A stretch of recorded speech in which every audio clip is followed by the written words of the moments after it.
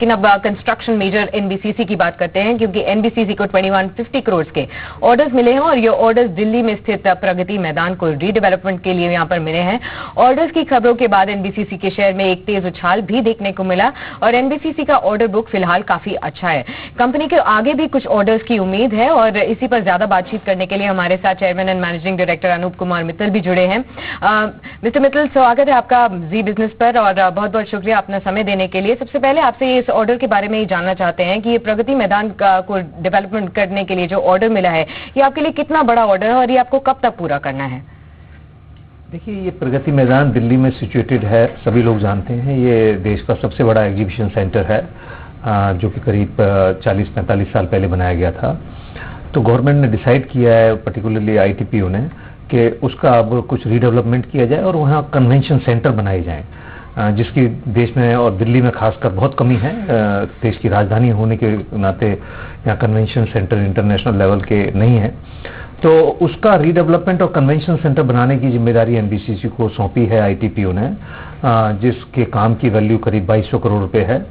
और ये project NBCC को प्रोजेक्ट मैनेजमेंट कंसल्टेंसी पीएमसी के तौर पे दिया गया है।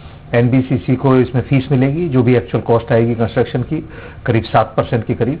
ये प्रोजेक्ट की स्थिति है। जी मिस्टर मित्तल, आपसे ये भी जानना चाहेंगे, ये ऑर्डर कब तक पूरा करने की हम उम्मीद लगा सकते हैं?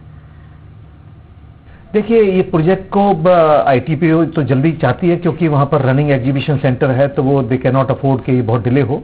वो चाहते हैं कि 2-2.5 साल के अंदर ये बन के तैयार हो जाए, लेकिन उससे पहले इसकी प्लानिंग और डिजाइनिंग, जो कि अंतर्राष्ट्रीय स्तर की होगी, उसे करने में भी कुछ समय लगेगा। तो हमें उम्मीद है कि अगले 3 साल में, अगर आज की डेट की बात करें, तो ये मोटे तौर पे बन के तैयार हो जाएगा।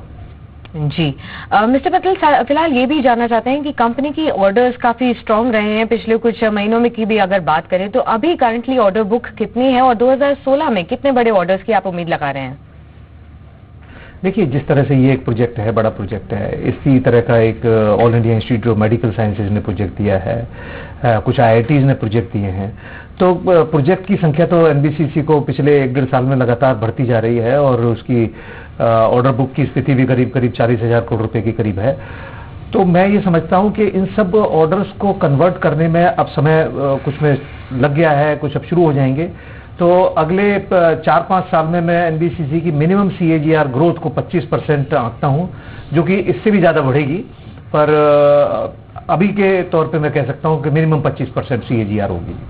जी सर, ये भी जानना चाहते हैं कि सरकार का एक पेट प्रोजेक्ट है नमामि गंगे प्रोजेक्ट, इसमें एनबीसीसी किस तरह की भूमिका निभा रही है और क्या यहाँ से भी कोई बड़े ऑर्डर्स आपको मिले हैं? देखिए, नमामि गंगा क्लीनिंग के लिए भी गवर्नमेंट ने 4-5 पीएसयूज को काम दिया है, उनमें से एक एनबीसीसी है।